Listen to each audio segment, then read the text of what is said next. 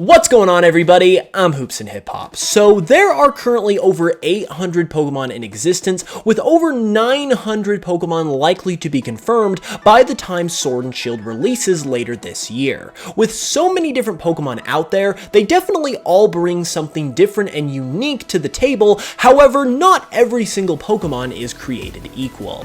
Even though there is a different favorite Pokemon out there for everyone, there are definitely some that are cooler than others for all intents and purposes, and there are definitely some that basically just get forgotten about very quickly and very easily. And in fact, there are some that probably would be better off being replaced altogether by something else. And that is why in today's video, I'm going to be giving you guys my top 5 Pokemon that just flat out should not exist. Now, obviously this is a very opinionated video, and it is just that, my own opinion. So if you think differently, that's perfectly fine. You have the right to your own opinion, and definitely let me know how you feel in the comments below. But with that being said, I'm not necessarily saying that I would like less Pokemon in the Pokedex because I don't really like these Pokemon. Rather, I'm saying that I feel like these Pokemon would be better served by being replaced with something else, like maybe one of the amazing beta designs that we've seen recently that never made it into the games, or something like that.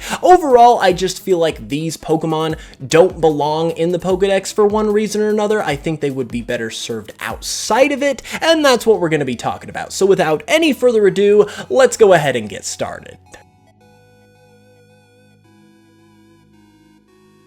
Now, this first one on the list is a bit of a more unique pick compared to the rest of them because it's not necessarily its own Pokemon and it's kind of like a 2-for-1, but that would be Mega Mewtwo X and Mega Charizard Y. Now, to be honest, it doesn't really matter which of the 2 Mega forms of these Pokemon you put in this spot, because my whole idea behind this selection is that neither of these Pokemon should have 2 Mega forms when literally every single other Pokemon only has 1.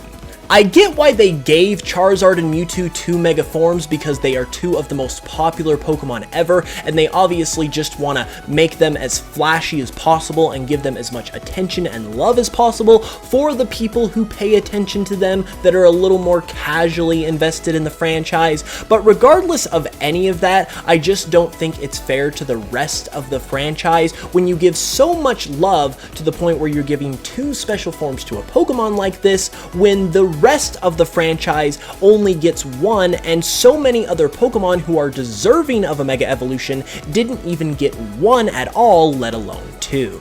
As for why I personally selected Mega Mewtwo X and Mega Charizard Y for this selection, I just feel like Mega Mewtwo X is definitely the cooler of the 2 Mega Evolutions for Charizard, and it has that Dragon typing, which so many people have wanted Charizard to have for so long, so I feel like it has a purpose there. And then when it comes to Mega Mewtwo X, I just feel like it just looks like a kind of a roided up Mewtwo, for a lack of a better term, which I don't think looks the best. I think Mega Mewtwo Y looks much better, so that's why I would cut these 2 specific Mega Evolutions if I had the chance. But overall, it's just for the sake of fairness, because overall, I just wish that these 2 Pokemon only had 1 Mega Evolution as opposed to 2, so maybe another Pokemon out there that doesn't have a Mega Evolution could have got the chance to receive one.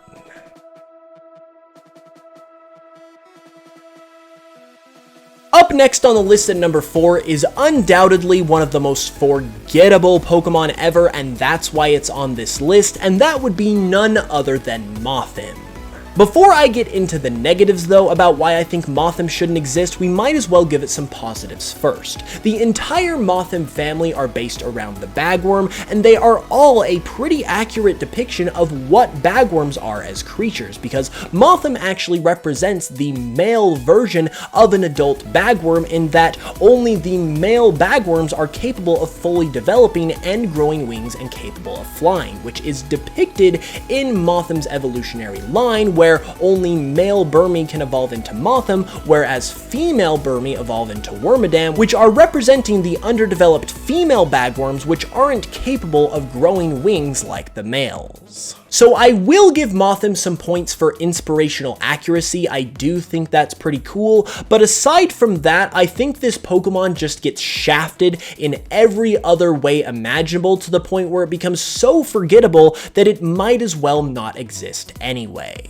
First off, while it might be able to fly as a moth Pokemon, it pretty much gets the short end of the stick in every other way in terms of its evolutionary family. First off, when it comes to Burmy and Wormadam, these two Pokemon very much look like each other. One looks like it evolves from the other, and then you have Mothim that looks completely separate and doesn't look like either of the two at all. So I believe that adds to its forgettableness considerably, and then when you add on top of that Burmy and Wormadam both have their unique cloak mechanic where, depending on where you find them in the world, they will have a different cloak that they're wearing and therefore a different type. While Mothim doesn't get that same treatment either, it once again gives Mothim the short end of the stick and kind of detaches it from the rest of its family to the point where you don't even really remember that Burmy has a second evolution. So while Mothim is an accurate representation of the male bagworm, I just think it gets the short end of the stick in every single other way, to the point where they kind of did a disservice by creating it in the first place, because I believe if you're going to create a Pokemon, you should give credit where credit is due, and you should give it the proper amount of respect. And it just seems like, given the fact that the other two members of its family look so much alike while it's the redheaded stepchild, while they get a cool feature in their cloak mechanic while it doesn't, it just seems like it was forgotten about from the start, and that's why I personally believe it's just better off not existing altogether and possibly being replaced with something else. Next up, we go from a Pokemon of the forgettable variety to a Pokemon of the unnecessary variety, and I would be talking about none other than Badou. First off, I just want to say, don't get me wrong, I absolutely love that they added so many pre-evolutions and evolutions to previous Pokemon in Pokemon Diamond and Pearl. It's one of my favorite things about that game, but in the case of the Roselia family and Badou specifically, I just don't think that there needed to be a pre-evolution to this family of Pokemon.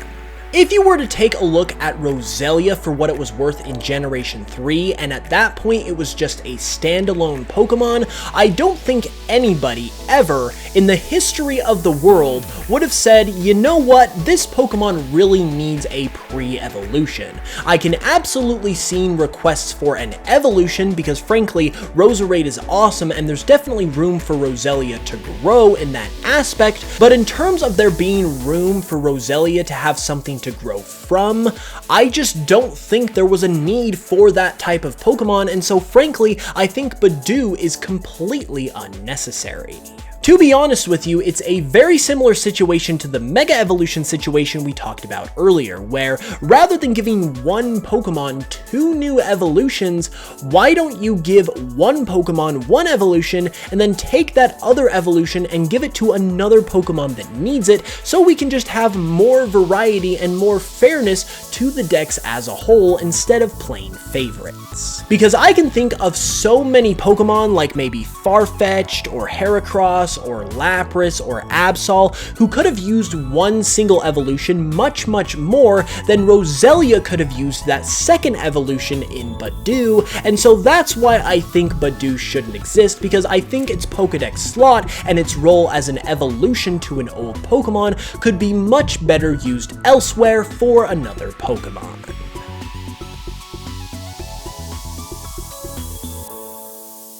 Okay, now we are starting to really get into the heavy hitters with number 2, because at the number 2 spot, I have the Forces of Nature, aka the Genie Trio from Generation 5. Regardless of how competitively viable these Pokemon are, these have always been some of my least favorite Pokemon ever since they were first revealed and debuted in Pokemon Black and White. First off, these Pokemon are seriously ugly, but it's not even their ugliness that bothers me the most. Rather, the thing that just irks me the most about these Pokemon is their design overall as genie Pokemon.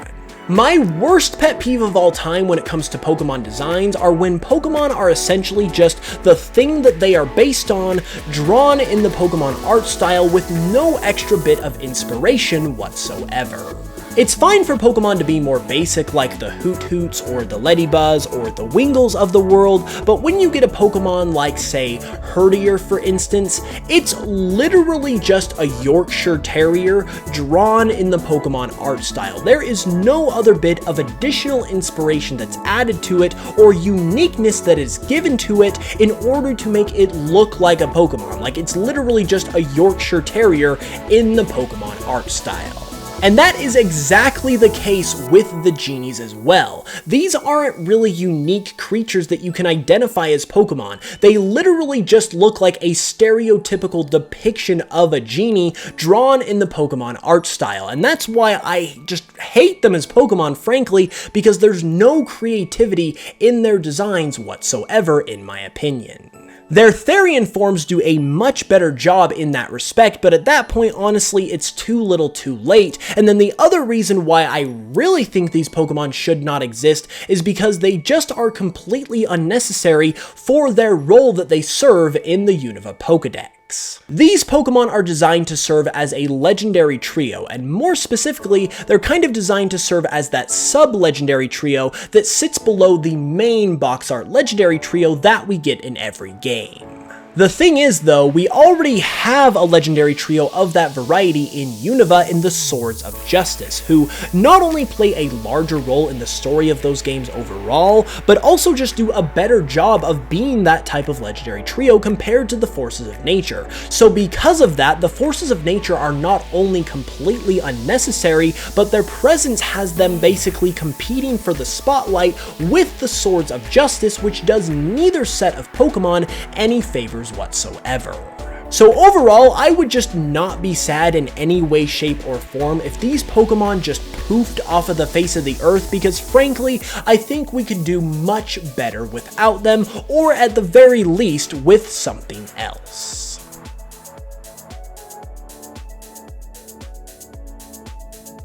And at the #1 spot, if you thought I got heated with the Forces of Nature, just wait until I get into it about this Pokemon, because the #1 Pokemon I think should not exist is Stunfisk. Being real with you guys for a second, everything about Stunfisk just frankly should not exist in the Pokemon franchise, and it absolutely should have been cut for consideration before it ever made it into the final product.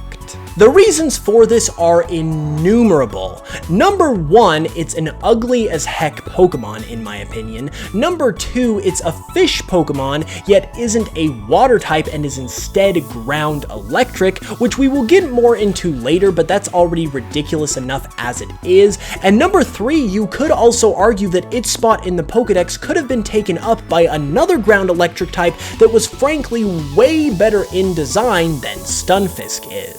But the real reason that Stunfisk absolutely should not exist is because it was not even meant to exist in the form that we see it in the final game. According to an interview with Ken Sugimori in Nintendo Dream magazine, Stunfisk was not only originally based on a goosefish and was also blue in color, but it was also originally a water electric type, and it was only during the balancing phase of development that its type was changed from water electric to ground electric.